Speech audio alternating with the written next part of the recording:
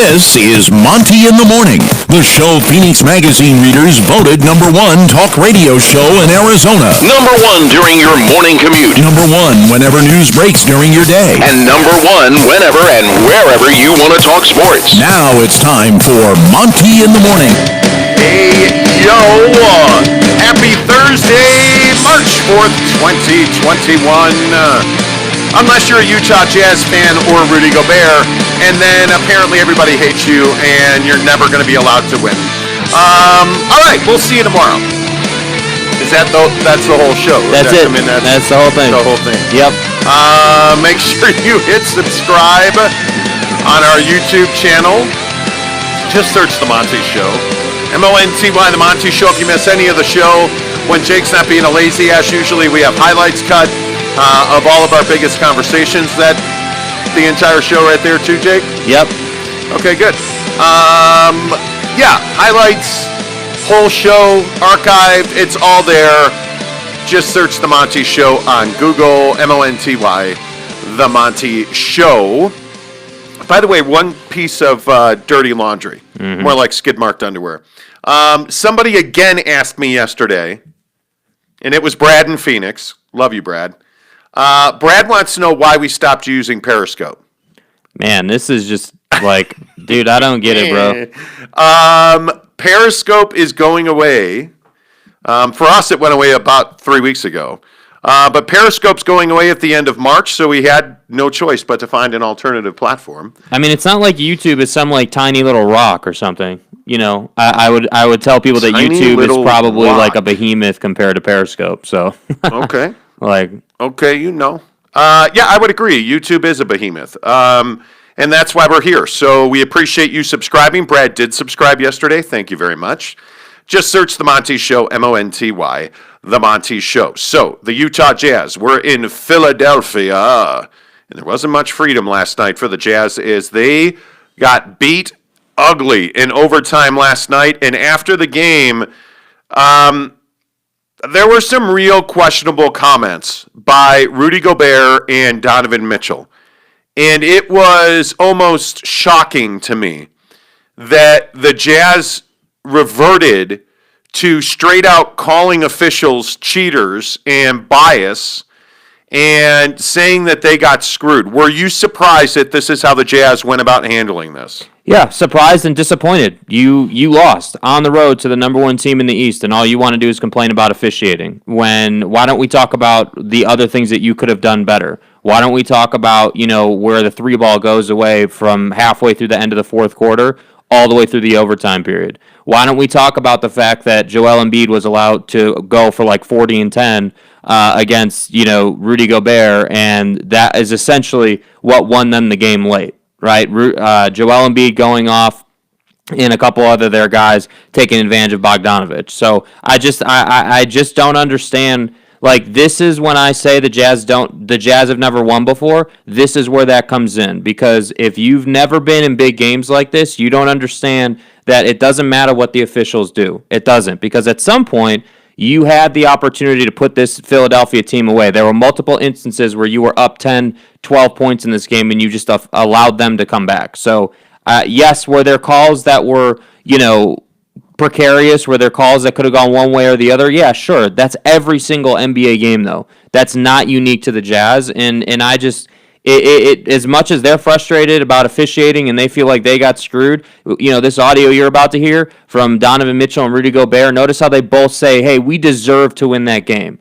You didn't deserve to win anything. You deserve what you put out on the floor. And the fact is you had a 10-point lead multiple times in that game, and you allowed them to come back into the game. And that, to me, is why this is so disappointing, because they should be saying, hey, great job to the 76ers. We didn't execute at the level we needed to. We didn't handle our business. We didn't put them away, and they made us pay for that. And that can't happen again. Well, I also think that there is a pretty significant conversation around NBA officiating this year. Because what you're about to hear right now is Donovan Mitchell and Rudy Gobert really going after the officials.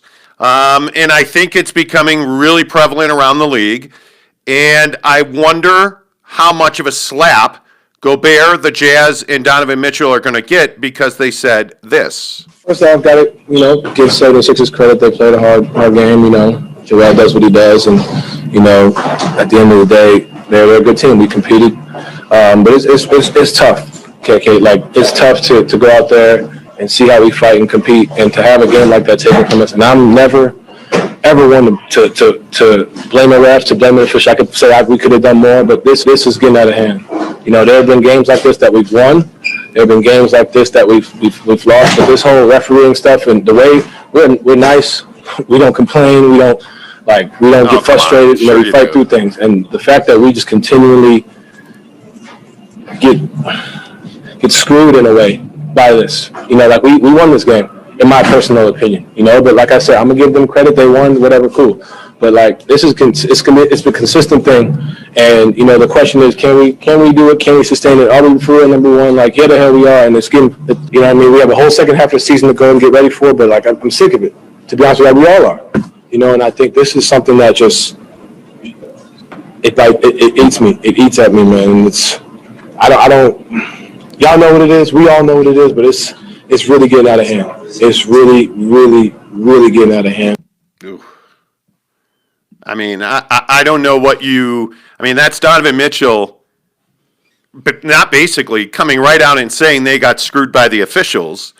And what comes to mind is, well, everybody is in the same situation. And when Donovan Mitchell says that the Jazz don't complain and that they're not, I'm laughing at that because you guys whine and complain as much as every other NBA team does. Yeah. Everybody complains about calls every night. Donovan's talking to the officials. Bogdanovich talks to the officials a lot. Rudy talks to the officials a lot. This is not a situation where you've been professional and we never say anything, and that's not what happened. You didn't just explode the powder keg last night, Don. He talks to the officials on a regular basis. Yes. And I feel like the Jazz are playing the victim card here. And then you turn around and you listen to what Rudy Gobert says here, and it is on another level compared to what Donovan said. All guys, I'm not able to get some calls that everybody else in the fucking league gets.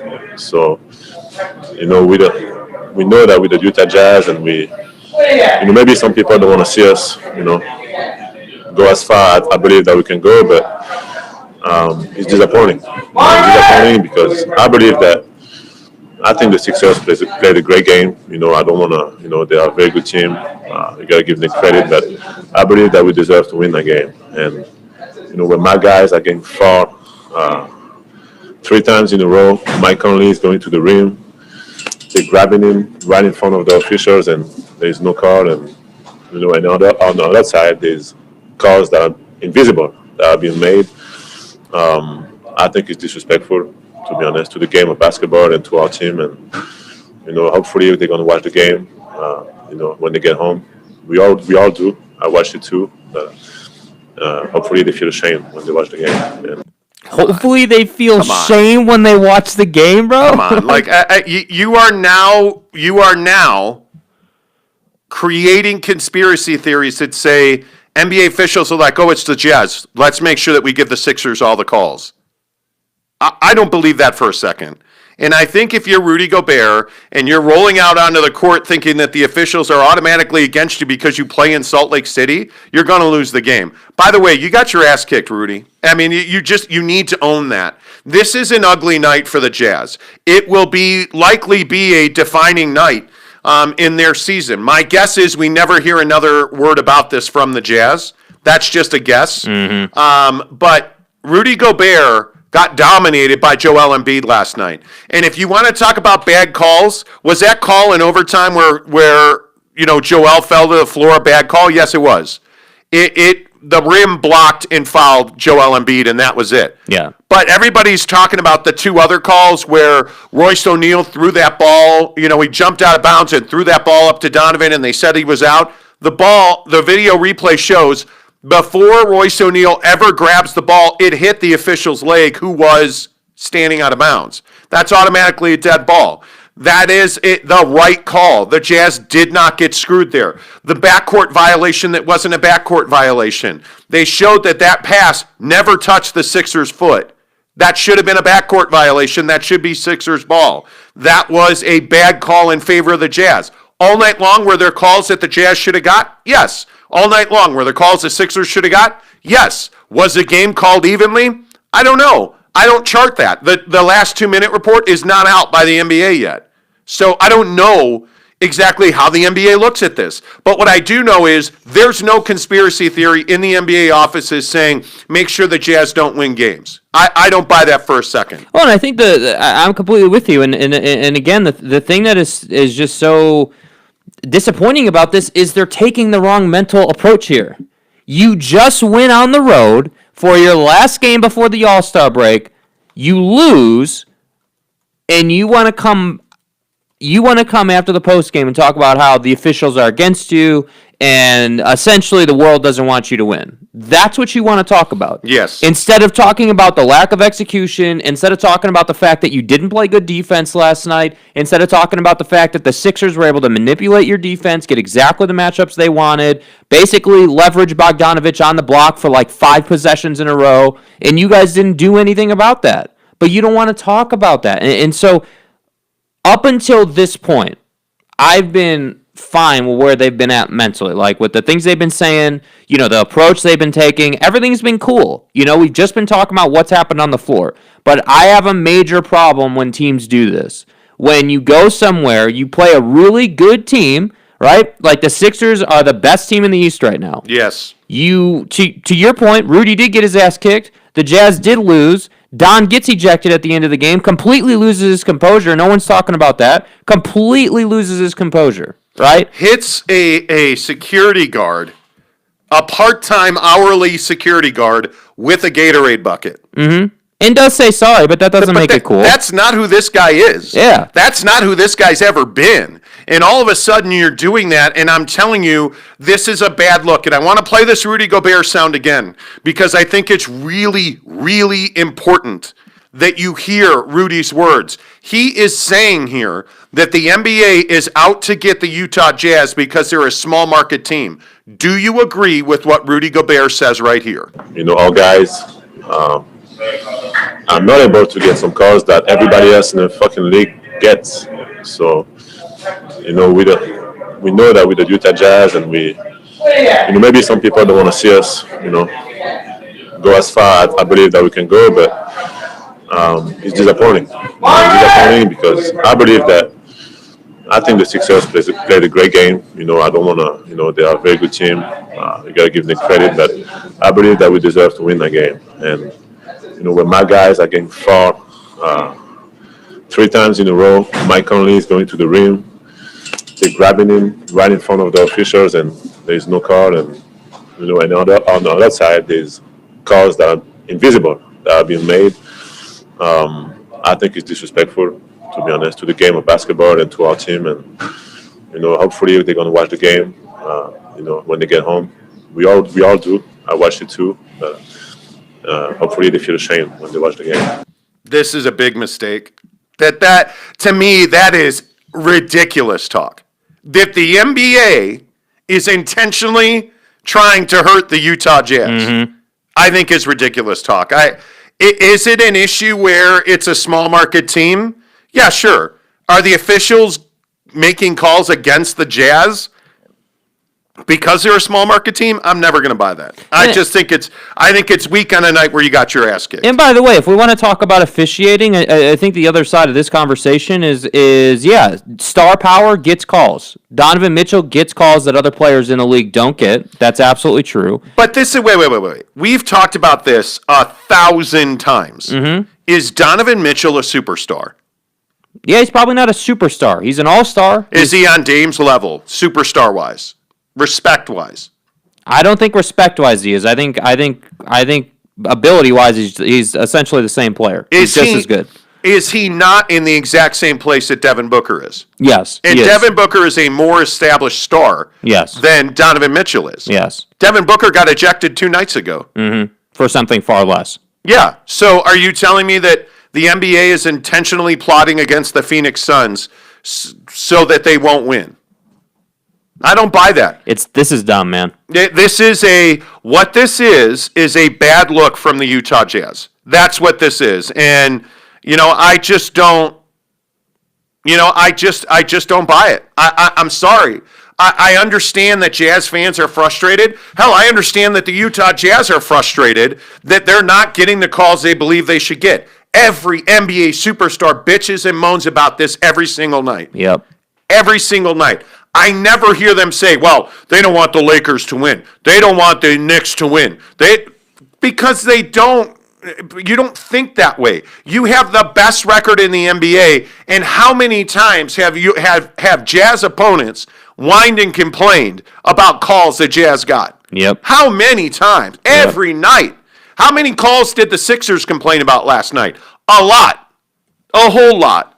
And I'm telling you, this is a bad look, and I'll just speak directly to Rudy Gobert. Rudy, you got it handed to you by Joel Embiid last night. Is Joel a far better player? No, he's not a far better player. He is a far more accomplished, polished offensive force to Rudy Gobert, and the numbers do not lie. Rudy Gobert last night put up 12 points, 4 assists, 9 rebounds, and 2 steals. 1 block. Nice little number. Not for a $200 million player. And when you say things like you said last night, it opens you up to, well, is this what we're paying for? At $200 million, we're getting conspiracy theories? I can get conspiracy theories for free. You didn't play well. You got beat. He blocked a dunk attempt by you. He physically dominated you on the block. He embarrassed you on that head fake. Like, you got beat badly last night, Rudy. Just deal with that. And we're talking about a guy who is in the Defensive Player of the Year conversation every single year. And justifiably so, Rudy is in the Defensive Player of the Year conversation. He's an elite defender. Rudy Gobert is not a polished offensive player. Mm-hmm. And you look at his 12 points last night, he got 4 late in the game on cleanup dunks. That's Rudy's entire offensive arsenal, is cleanup dunks. You look at Joel Embiid last night, what's the one play you remember him for? Hitting that 3 after he got fouled by Bojan Bogdanovic. Almost knocked him all the way over, dude. After he got fouled, he stepped out to the three-point line and dropped it. You can't do this. Joel Embiid last night put up 40 points, 19 rebounds, 2 of 5 from 3, 3 assists, a steal, and 2 blocks. That's pure domination. And, man, I know Jazz fans are going to hate this conversation. I get that. Joel Embiid played better than Rudy Gobert. Is Joel Embiid a far better center? No, he's not. But what have I been telling you for the better part of a month? That when you have a dominant center, Rudy Gobert is going to be very limited. I'm telling you, the last 5 minutes of the game in overtime, Rudy Gobert did not help your team. And you cannot go to him offensively. But here's the problem. You don't have depth. And the biggest issue for this Jazz team is, when you take Rudy off the floor, who's going to guard Joel Embiid? Because it ain't Bogdanovic. And I don't think it's Favors. It's not Derek Favors, right? You look at the numbers that Favors got last night. He played 14 minutes. Because he has no matchup in this game. He only played when Joel Embiid did not. You look at George Niang last night. I think he played 10 minutes or something. 10 minutes last night because there's no matchup here. What does Jordan Clarkson have in this game? Jordan Clarkson scores 10 points in 23 minutes, 2 of 7 from 3. Where's the flamethrower 40-point guy? Well, here's the hard part. And I'm just being legit about it, man. The hard part is, when you look at the Jazz and the way they're constructed, they're 100% reliant on momentum. What kept them in this game? 3-pointers. And they hit a lot of them. They shot, and this is the part that really is a kick in the balls if you're the Jazz. Very concerning. They shot 47% from 3 and lost. They made 21 threes last night and lost. And what that tells you is it's not good enough for them to shoot that high of a percentage from 3. Right? No. Because again, and this is what we've been talking about, if you're that reliant on the 3, man, even if you shoot it that well, you're still not winning games. And that is what's so concerning, because the Sixers have size and length to combat what the Jazz do. And what did we see? The Sixers played in the paint. They shot 35 free throws. Mm-hmm. The Jazz are a 3-point shooting team. They shot 19 free throws. Mm-hmm. And the Jazz are going to say, and I saw this on Twitter last night after the game, I was tweeting, look at the free throw disparity. Well, you're not a team that slashes to the basket. Like you look at Donovan Mitchell's dunk on Joel Embiid. Joel almost blocked that and it still went in, right? But those moments are very rare. Where do the Jazz finish in the paint? When Rudy Gobert gets a clean-up tip dunk. Yeah. That's where they finish. And if they're not getting a lot of that, they're in trouble. Why didn't they get a lot of that last night? Well, very simply because Joel Embiid outplayed Rudy Gobert. And here's the other part, and this matters because we've talked about this too. Bojan Bogdanovic is a defensive liability. And I'm telling you again, this will come back, and we will talk about this again. Wing players can attack Bogdanovic. And if you look at Tobias Harris last night, Tobias Harris didn't do it blowing by him. What did Tobias Harris do? He backed his ass down. He put him on the block, and he hit a huge turnaround jumper on the left side of the lane, and then he did it on the other side of the lane. And, by the way, even on the play where Joel Embiid got fouled by the rim, I agree it was a terrible call, but he gets fouled by the rim. How did that even happen? Because Tobias Harris went right by Bogdanovic and others and got to the cup. And what should concern you about that? He gets by Bogdanovic, and somehow, right, Rudy's off the ball, and somehow Joel is still open? And how's that even possible? How is Joel in a position where he's able to get a look at a putback dunk like that? I mean, and this is, again, we've had people say, well, you guys don't watch the games, you don't know what you're talking about. This is where watching every single game allows us to have this conversation. Because another minutia detail that Rudy sometimes struggles with, not all the time, but sometimes, is he'll just lose his guy. He'll lose his guy when he's playing off-ball defense, and then that guy comes back to clean up after the miss. And that's happening because Rudy is, and we saw this the other night against New Orleans, I guess it was, where Rudy just kind of roams the paint. He doesn't have one guy that he guards. They almost play four guys one-on-one defense, and then Rudy kind of roves the paint. And it was easier against Steven Adams for him to do that because Adams isn't the offensive force and he doesn't move the way that Joel Embiid does. And the other thing is Steven Adams is anchored to the paint. Joel Embiid is hitting threes on switches where Bogdanovic winds up guarding Embiid, who easily steps out and shoots right over him. That's the problem. The officials weren't the problem last night.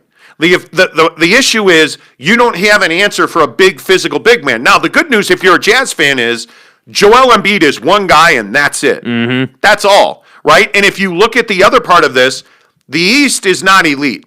And one of the things Sean is talking about, Sean said Embiid is an MVP. It's going to be between Embiid and LeBron. Well, I look at Embiid, I don't even know that he's going to get the MVP nod over Giannis Antetokounmpo. Yeah. And I look at Giannis, and the thing that stands out to me is when the Bucks and the Jazz match up, Rudy doesn't guard Giannis, right? Rudy winds up guarding Lopez or the other big man in that lineup because they play Giannis at the 4, not the 5. Yeah, and so it's a bad matchup for Rudy. I mean, it's not even athleticism-wise. But I think that's a big break if you are the Jazz, that Rudy doesn't have to bother with Giannis. Yeah. But back to the point, you've got to stop doing this. This can never happen again. And if you are Donovan Mitchell, and I'll say the same thing about Devin Booker the night before. First of all, the NBA can't have the best player on one team ejected on the game of the night, which is on national TV, back-to-back nights. Totally agree. You cannot have Devin Booker ejected in that game. You cannot have Donovan Mitchell ejected in that game. And granted, what Devin did was almost embarrassingly bad. Mm-hmm. Donovan Mitchell well earned that ejection. Mm-hmm. There's tape of it. You can see him screaming and yelling, and even Joel Embiid walks him off the floor last night. It's just an awful thing, dude. Like this is the difference between when we have the superstar conversation, we always talk about talent and ability on the floor, but I also think the mental side of the game is a huge portion of the superstar conversation, because if you truly are a superstar, notice, and I'm not trying to compare Kobe's game to Donovan Mitchell, right? Right. But notice that Kobe We never had to have this conversation with Kobe. We never had to have the conversation of him bitching after the game about officiating. What was Kobe known for on the floor? Oh, you want to foul me and the officials want to make ridiculous calls? Well, now I'm just going to go and kick your ass and still hand you the L. But the Jazz don't want to do that. The Jazz don't want to have that, don't want to be that kind of way. Well, and Kobe bitched at the officials a lot, but as he got older, he learned how to do it. He learned that you put your hands on your knees, you tuck your chin down and stand next to the official so nobody can see what you're saying. Mm-hmm. And you have that conversation with the official. You don't explode like Book did. You don't explode like Donovan did. That's a mistake. That's how you wind up getting teed up, right? Composure is something that you have to learn. But what do Donovan Mitchell and Devin Booker have in common? They're young. They're both very young. They're both very early in their maturation as NBA stars. And I think this has to be a learning lesson. And I hope whoever mentors these two guys, and I would imagine that, at one point for Devin Booker, it would have been Kobe Bryant ringing his phone. Yep. I don't know who that is now, but you know that these guys have mentors around the league. My guess is that somebody picked up the phone and called Devin because he put on a sweet-ass pair of Air Jordan 1 Retros yesterday and got on the bus. Well, and I think the other thing, too, and I wish I had it here, but you can find it. It's on the internet of that interview he did after the game. He said, like, it's unacceptable. You can't act that way. Like, yeah. and I'm pretty much moving on from this. And he handled it with class. And notice he's not spitting conspiracy theories and talking about how the Suns are biased against. The Suns also won that game. Yeah, but my point is, Big difference. But here's the deal. My point is that you won the game. Yeah. Because what happened? You held your composure long enough to get out to enough of a lead. And by the way, the Devin Booker situation was totally different than the Donovan Mitchell situation. It's even arguable that he shouldn't even been ejected, honestly. Like the way he gave the ball back to the officials, why you got ejected, that just seems stupid to me. Like, yeah, the first tech he earned, but the way he got ejected was really dumb. Like, I don't even think he should have been ejected. But my point in all this is just to say that you can't go and face, the number one team in the East right now, have Joel Embiid dominate your entire team essentially, and then post-game you want to talk about how the officials screwed you. Like, that can't happen, man. It just can't. Yeah, Lance makes an interesting point on the game last night that I don't agree with, by the way, Lance, with all due respect. Lance says, you're crazy. That ball never hit the official's leg. That should have been Jazz ball and a dunk for Donovan. The game would have ended.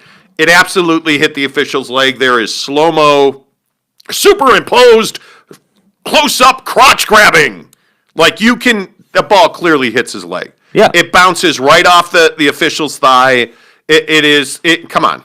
That ball hit his leg. Good morning, Barry. Barry says, I don't know what that French moron's talking about. Is that a Rudy Gobert reference? Yes. I don't know what that French moron's talking about. He should watch a little Knick basketball. Nobody gets less calls than the Knicks. It's infuriating.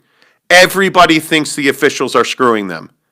Everybody. This is not a Jazz problem. It's an NBA problem, right? Like, I just think to put a bow around this, I think this is weak shit from the Jazz. That's a great way to say it. That's a great way to say it. I just think the best teams you're never going to hear LeBron James and the Lakers say, we lost that game, we deserve to win that game. Well, you didn't deserve to win that game. Just the balls on these two to say, oh, yeah, we deserve to win the game. Again, dude. Come on. I understand Donovan.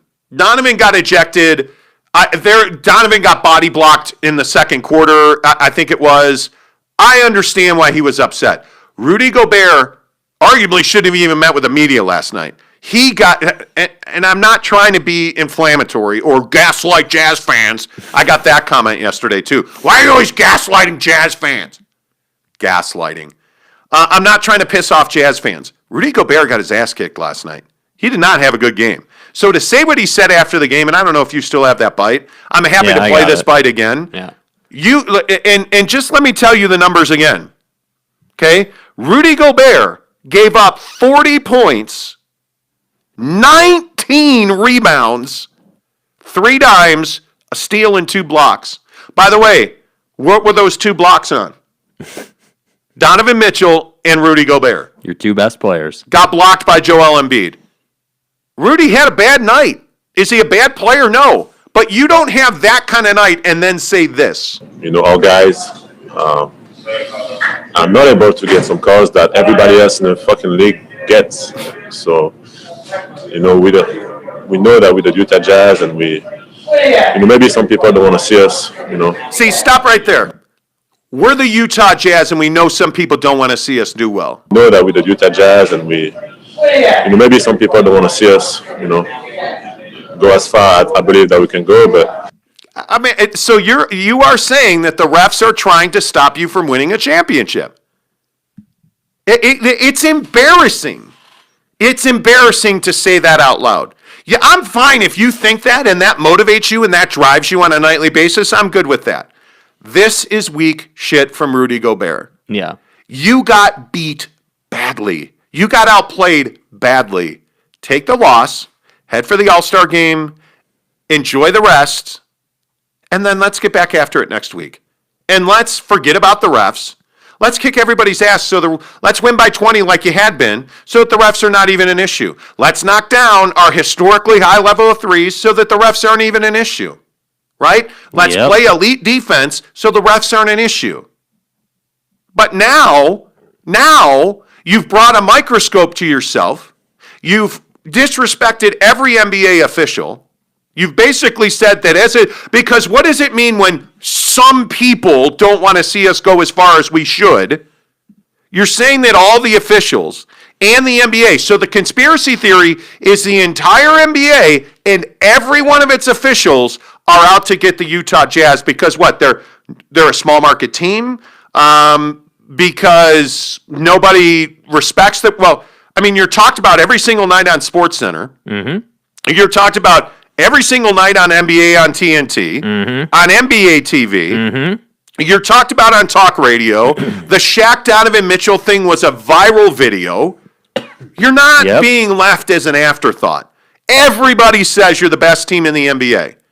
And then you go and drop a dud, Rudy, against Joel Embiid, and now you want to come out and say that the entire league is against you. I'm not able to get some calls that everybody else in the fucking league gets. Guy, come on. We know that with the Utah Jazz, and maybe some people don't want to see us, go as far as I believe that we can go, but. Come on. You got to be better than that. We'll leave it there. Yeah. That's weak. Can you imagine LeBron James saying that? No, because LeBron would never say that. Can you? I mean, I can't even imagine. Like, who's another small market team, if you will? Can you imagine Dame saying, "Oh, the refs are out to get us. The NBA doesn't want us to win a championship"? No, I can't. I can't imagine. Honestly, like I can't imagine guys like that saying it. Can you imagine Giannis saying that? Can you imagine Cleveland saying that? Orlando saying that? I'm trying to think of the other small market teams. I can't imagine San Antonio. San Antonio was a dynasty. Did they ever say what Rudy Gobert said last night?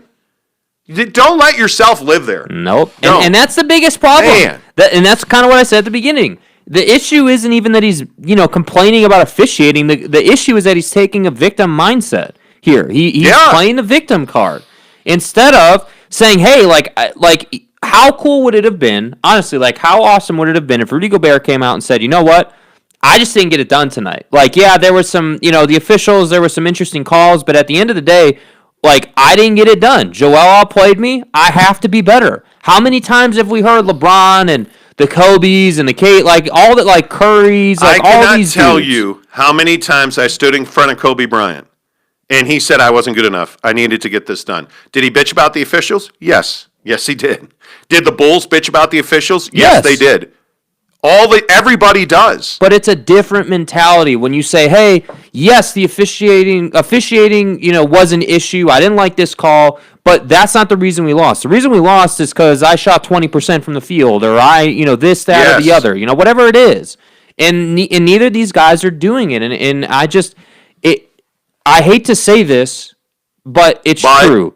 The Jazz have never won. These guys have never been deep into the postseason, and they don't know what it's like to be the best of the best. That's just a fact right now. Well, and it's tough. I mean, this is the first game the Jazz have lost when they had the lead after 3. Mm-hmm. And you felt like the game was over. Like we were standing here watching the game together. And, when Bogdanovich hit that corner three, we were like, oh, that's it. It's over. And stop the tape right there. So you could have talked about that in the postgame. Hey, we had a 10, 12-point lead, and we let them right back in the game. Yeah. Instead, you want to say the officials stole this game and we deserve to win this game. Dude, you don't deserve anything, bro. You deserve You deserve the end result at the game. You deserve what you've earned. It's one of my biggest pet peeves in sports. Guys who say, "Oh, well, the officials stole the game from us." Oh, well, I didn't get the home plate umpire didn't give me that strike, and then he goes on to hit a home run. Well, that's on you. That's not on the home plate umpire, bro. Like, throw another good pitch. I hate it. It is literally one of the most bothersome things an athlete can say. The only call I can think of in recent memory that was legitimately a botch that kept somebody from, competing for a championship, the pass interference call, Rams and Saints. Nicole Roby Coleman. That's the one. That's the only one that I can think of that kept the Saints out of the Super Bowl. Mm-hmm. That's the only one I can think of. Where it would have been a completed pass, and homie went out of his way, and even after the game said, "Hey, I knew I was committing a penalty. I had to. I didn't have a choice." And it kept the Saints from competing and maybe winning a championship. I get it. They better never come with this take again. This was a March game before the All-Star break. This is a potential NBA Finals matchup. People realize that? Yeah. This is a potential NBA Finals matchup. Which says the Jazz are competing for a championship. You have the best record in the NBA. Anyway, let's talk pretenders and legit versus pretenders. Contenders versus pretenders. Pretenders versus contenders. Dun, dun, dun, dun, dun, dun, dun, dun. After you hit the subscribe button on YouTube. MONTY, The Monty Show. MONTY, The Monty Show on YouTube. All right, Jake, right now, best team in the NBA is? The Utah Jazz. Yeah, I think the Jazz are the best team in the NBA when they don't do what they did last night. I think it's either the Utah Jazz or the Brooklyn Nets. We saw a vintage performance last night out of James Harden. But here's my question about the Brooklyn Nets. Are they contenders or are they pretenders? They don't tend to play well when Harden, Kyrie, and Durant are on the floor together. We've seen it very, very few times because of injuries and Kyrie at the club and having to isolate and Harden playing in Houston and being fat and then getting traded and KD, his labial folds on his calf or knee or whatever. He's out with a strained hamstring? Yeah, same sure, thing. Whatever, dude. Same thing. We haven't seen them all together. When they play together, they've struggled. Are the Brooklyn Nets legitimate NBA championship contenders? Yeah, because I yes, the chemistry is an issue. The downside of Kevin Durant getting all this rest is, they're not playing together a lot, so they're not going to have that built-in chemistry. But at the end of the day, you've got three guys on the floor that can give a team 40 points a night any single night. So, the beauty of that is, not all of them are going to go off for 40 points on the same night. But if one guy is struggling, the other guy's going to pick it up, again, I'll maintain they don't have to rely on the three to win ball games. They're scoring 130 points without shooting three, without relying on the three exclusively. And I think that's very dangerous. And I think no matter what your take is on the amount of three-point shots a team is taking, there's no disputing that it's easier to make a layup than it is to make a three. The percentages are higher when you're in the paint than when you're standing behind the arc, and that's what I think makes them dangerous. Yep, I absolutely agree with you. I think the Brooklyn Nets are serious contenders. What about the Philadelphia 76ers? We saw them last night. An incredible performance out of Joel Embiid, but if they don't get an incredible performance out of Joel Embiid, they probably get blown out by 20 by the Jazz last night. Jake, are the Philadelphia 76ers contenders or pretenders? Well, I think they have to be contenders just because they play in the East, and the East is not a great conference right now. You've only got, obviously 76ers, you've got the Nets, you've got a team in the Miami Heat who are largely disappointing in the first half right now. New York Knicks? The Knicks are our sweetheart team right now. I really hope for their sake that they're able to keep this going. I would love to see them in the postseason. Frankly, the league needs it. I would love to see that. Jake. Yeah. Are the New York Knicks contenders or pretenders? You have to call them contenders. They're a 500 team. They're right in the middle of the mix. They have to be called that.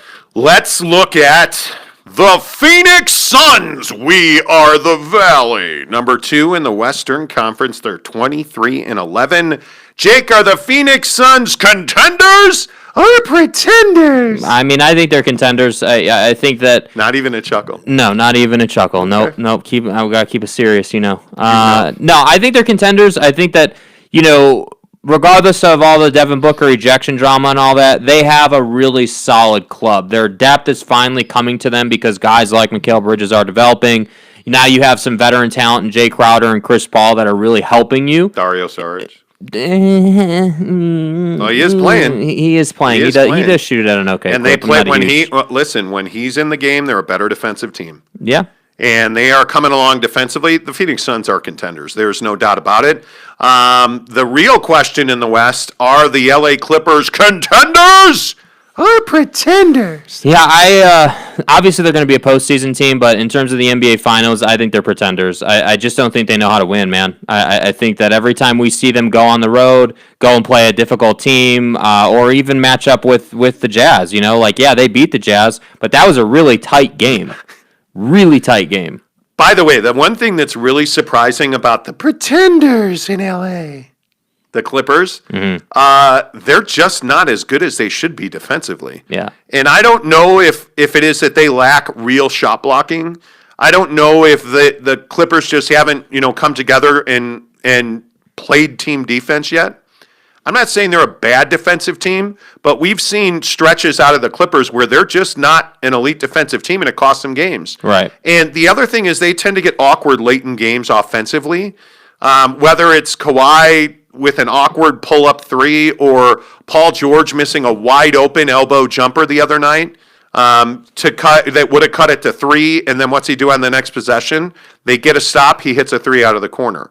Like, they're not doing the little things that they're so capable of, which is why I say the Clippers are pretenders. Finally, what about the other team that plays at the Staples Center? The LA Kings. No, I'm kidding. What about the LA Lakers? I mean, I obviously the AD injury is a big deal. And obviously this is a team that relies a lot on the two-headed monster of LeBron and AD. They're not the same team. I mean, they lose in Sacramento last night, but a lot of people write that loss off. Mm-hmm. Well, you can write that loss off, but it dropped them behind the Clippers and the Suns. Mm-hmm.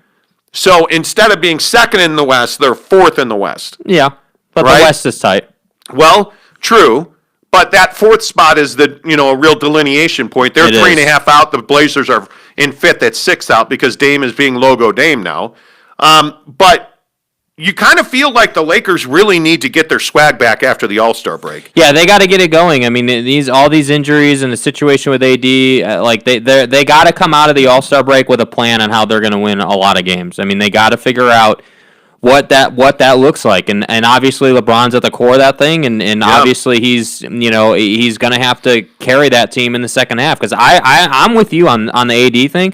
I honestly don't think that AD is coming back for a long time. Yeah. I just don't think that they're going to risk that Achilles, lower leg, just that whole area. I don't think they want to play with that at all, especially on the heels of what happened to Kevin Durant, who essentially was suffering the same kind of symptoms. Listen, AD is the future of this franchise. Yeah. He is the guy that is going to take the torch from LeBron James and run with it. And I think if you're the Lakers, you are very wise to be very careful with Anthony Davis because he is still young enough that he can win multiple championships for you going forward. Even if he doesn't play another second this year, he can win you multiple championships going forward. Be very careful with Anthony Davis. But by the way, I think the Lakers are contenders. When you defend at that level and you have a guy like LeBron James, if they get Anthony Davis back, absolutely, I think they're one of the best teams in the West. I think they would give the Jazz and the Lakers in a 7-game series would be everything that your heart would desire. Yeah. I mean, it would be absolutely incredible. If I had to ask you right now, Rookie of the Year in the NBA? I mean, it has to be LaMelo. I don't know how it's not. 19 more against who I think is probably the second best. in Minnesota last night. Yeah, I think, Edwards is a hell of a player, but I just think that LaMelo has been game-changing for the Hornets. I mean, he's done everything that you could ask him to do. He's clearly capable. I mean, if this is what he's going to do in his rookie season, what's he going to do 5 years in? I mean, this is triple-doubles all day. The nightly impact he's having without scoring is phenomenal. And his confidence in that three-point shot, I mean, he's the only one who believes it's going in. Yeah. Right? But, by the way, I also look at Lonzo Ball. He's come forever in a day. Yeah, he's improved a ton. I mean, he's done what he's needed to do to solidify a long career in the NBA, which is you gotta knock down the jumper at a higher rate, which he's clearly fixed his form, and I would assume just shot thousands of shots with this new form, and it's paying off. And I think you combine the new form and the up in the percentage with shooting percentage, you combine that with his tenacity on defense, his want to in transition to get this team up and down the floor as fast as possible, and now you've got a recipe for a nice little point guard. But there is one other thing I think we need to talk about when it comes to the NBA and the Pelicans in specific. It's cool that you show Zion Williamson dunking every single night. Like, that's the highlight. The dunk, oh my God. Okay, that's cool. Yeah, totally get it. Steph Curry can dunk. Everybody can dunk. He is not going to be, Zion Williamson, is not going to be an elite player until he can consistently show something other than a dunk. It's the same conversation we have about Rudy Gobert. The only thing is, Rudy Gobert is an elite defensive player, the defensive player of the year almost every year. You could make the argument. Zion Williamson isn't a great defender. Mm-hmm. Zion Williamson is a fast break player who creates highlight reels. That's it. He doesn't do jump shots. He doesn't do turnaround fadeaways. He will occasionally do a little floater in the lane. If he's a cutter. That's what he is on half court. If he's not getting to the basket, he's not scoring, period. Mm-hmm. And I again will say everybody in the NBA can dunk. It does not impress me. It does not make you a superstar. It makes you Blake Griffin. Mm-hmm. That's essentially all it is. And I'm a little tired of the, oh my God, calls on Zion Williamson. Ah! That's cool. You can dunk, bro. Why did Michael, Kobe, and LeBron all become, like historically foundational players in the NBA? Because they all went from rim wreckers to jump shooters. And if you look at Michael Jordan, what did Michael do midway through his career? Competed in a three-point competition in the NBA All-Star Game. Now, did he win it? No. But he learned to shoot. You look at Kobe. What did Kobe do early in his career? Shot air balls in the playoffs. What did he do late in his career? Put daggers through people's hearts because he learned to shoot. LeBron the same. LeBron's only able to play at this level for this long because he's learned to shoot the three.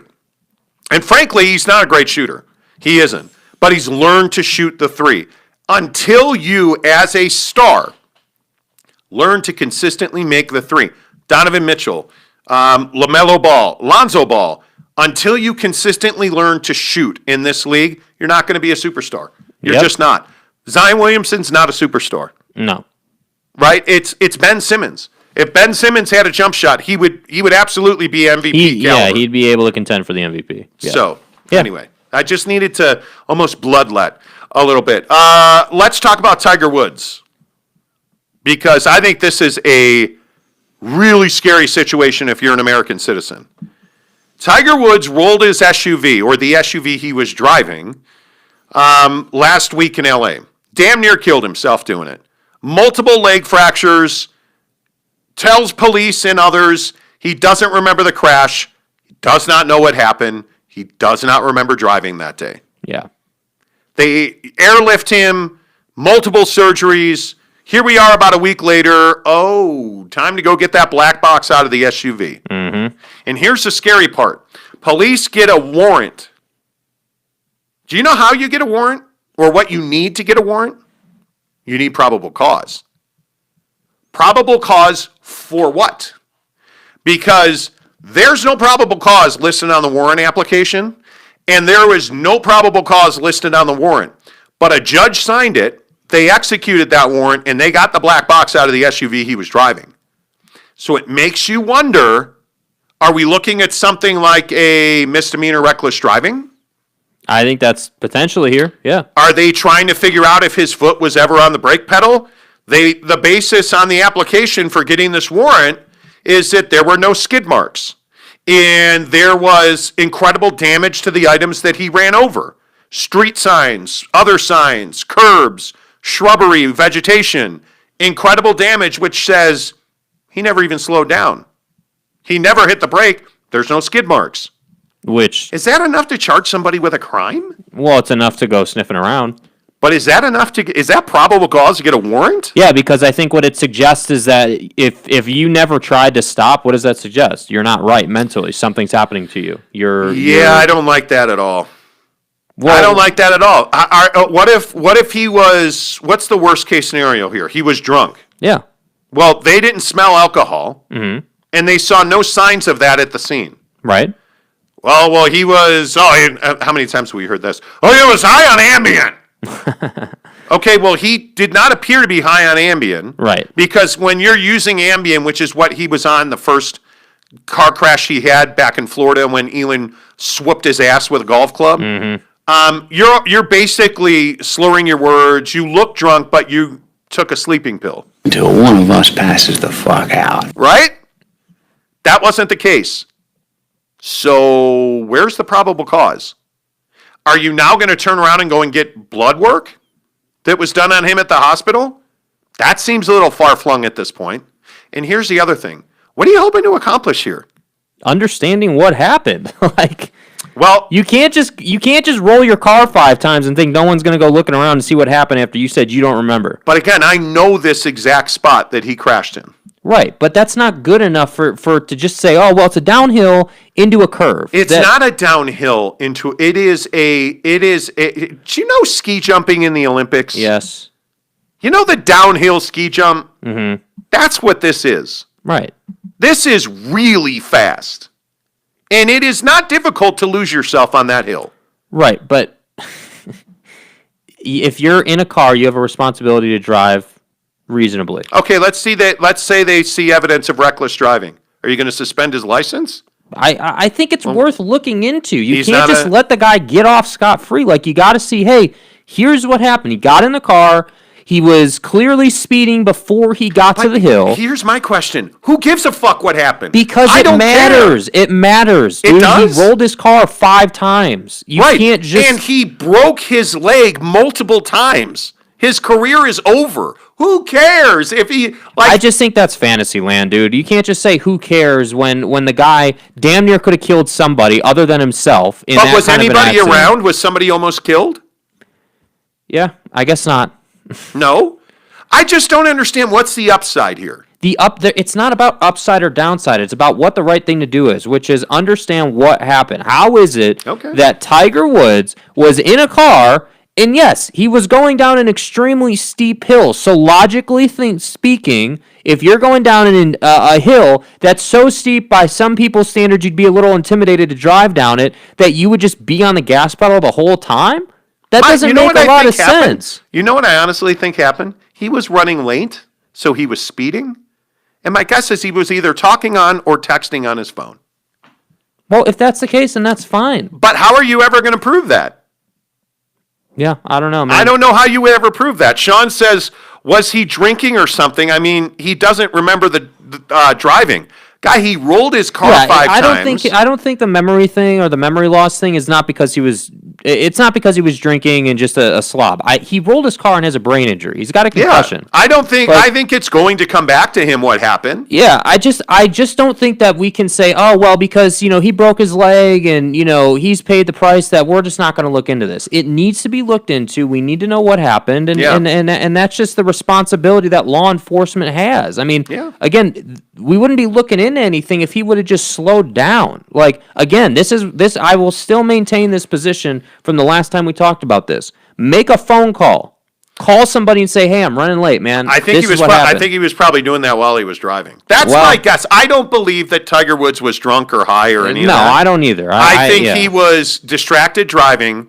He probably doesn't know that hill real well. Mm-hmm. He does not live there. He's a Florida resident.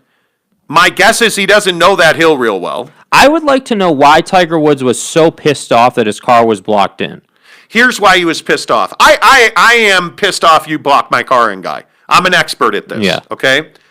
Tiger Woods is running way late. My guess is he was behind schedule before the car got blocked in. And he was frustrated that when he came out, he didn't have access to that to leave. Because now he's going to be, not only was he a few minutes behind, okay, I'm Tiger fucking Woods, I'm running late, you can wait. Right? It was, by the way, who was he running late for? Justin Herbert and Drew Brees were waiting for him to play golf, to shoot this TV show where he teaches famous people how to golf. Right. He was late, okay? He comes out and now his car's blocked in and now he's going to be really late. And I think he pulled the, don't you know who I am? I'm Eldrick. Move your fucking truck, dude. I need to leave and I need to leave now. That's quite enough. We get it. Right? Like, we get it. You're pissed off? We get it. So I'm guessing that's why he was upset. And the story, if you don't know the story, is that Tiger Woods had his car blocked in here, right? So he's trying to get out of the parking lot, and he finally gets his car out, and he almost runs into a director, a film director, who was there shooting a scene, and the guy was driving into the parking lot. I don't think there's anything to gain by finding him guilty. Are you going to be able to prove this in court? My guess is no. Probably not. What you're going to do is you're going to try and screw this guy, whether you want to or not, right? It's not as bad as the refs keeping the Jazz from winning a championship. Wet like on book. Anyway, point is, you're going to, let's say you get the black box. He never touched the brake. He was on the gas. He was doing 80 down this hill, and you release that information or TMZ somehow surreptitiously gets it.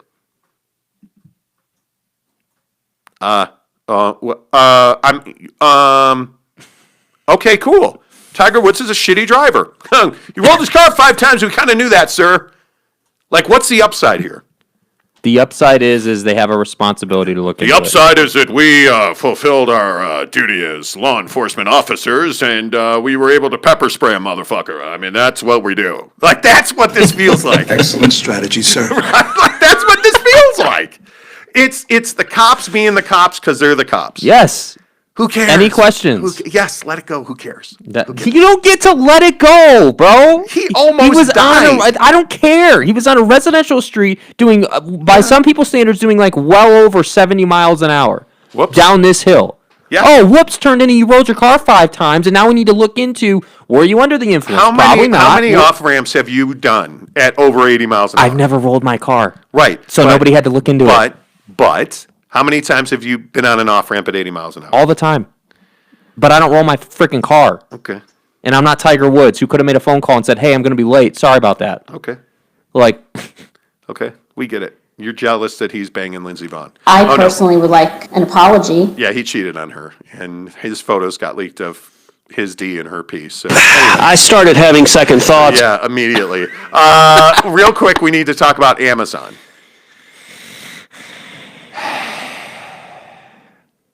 Amazon is opening retail stores. Mm-hmm. Why? They're in Fashion Place Mall in Phoenix. Mm-hmm. In Scottsdale. Scottsdale, Arizona.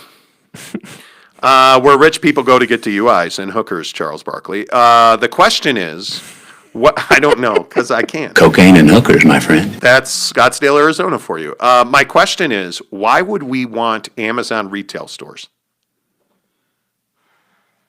Because I think people want to go into the mall, and I think people enjoy spending money. Okay. All right. I don't want them. Amazon's brand is delivered to my door tomorrow, so I don't have to go to the mall and hang out with the great unwashed in Scottsdale, Arizona. Even though I like looking at supercars. That's my point. So what I would say is we need to talk about this further because we're way out of time. My wife is trying to keep us from winning a championship, so we have to go. But my point is, I'm not going to the store I'm not going to the mall to shop for Amazon. I'm going to House of Hoops. Do you realize in Scottsdale, Arizona, the Tesla store is in the same mall? Scottsdale. They've got like 30 parking spots in that parking garage for Teslas. Screw you. I want to park closer so I don't have to walk. You think Teslas have black boxes? Here we go. We're out of ahead of time, we'll talk about Amazon. Are we doing a show tomorrow? I don't know, dude. I just work here. It's Friday outside of football season. We might not. Probably see you Monday. Make sure you follow us on social, The Monty Show, MONTY, The Monty Show, or you can find Jake, SLC Supercars. Until sometime tomorrow or maybe Monday. Say goodbye, Jake. Goodbye, Jake.